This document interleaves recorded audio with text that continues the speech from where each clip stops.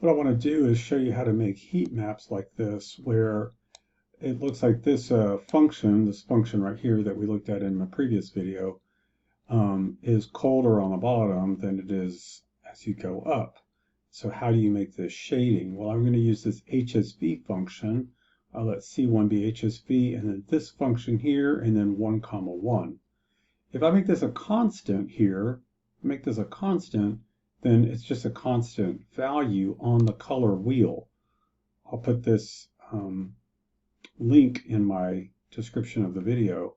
And so if I make this hue go around, you see it goes around the circle. So this is 0 and 360, and then all the way to 180, and then around. So what I did was I chose my 0 to be 180, and then I let it go through to 160. The way you can do that is say, I want to start my point at 0, or z equals 0, I want the color 180 to pop up. And when z is 5, which is the maximum of that surface, I want my color to be 360. So if you look at the graph itself, over here, it doesn't go higher than 5. If I zoom out, the height is 5. And then it starts at 0 there. So how do I do that? Well, I just did some algebra.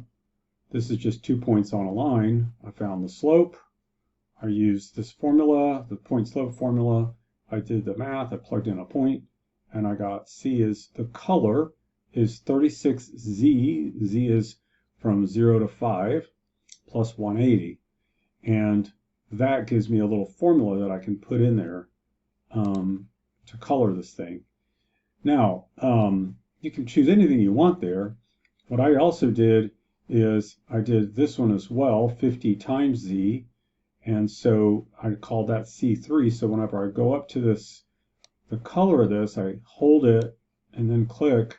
I can choose this one, and it colors it differently, you see. Now the red is on the bottom and the blue is on the top. I just used a different function there.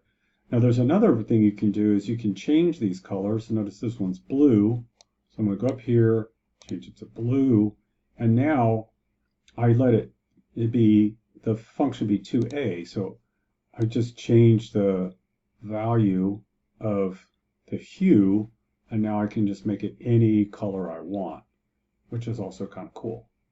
So you can play around with these. I can make this 36 minus 180, and then choose this one again and see what happens. And there you go. So now it switches it around. So just play around with these. I think it's pretty cool.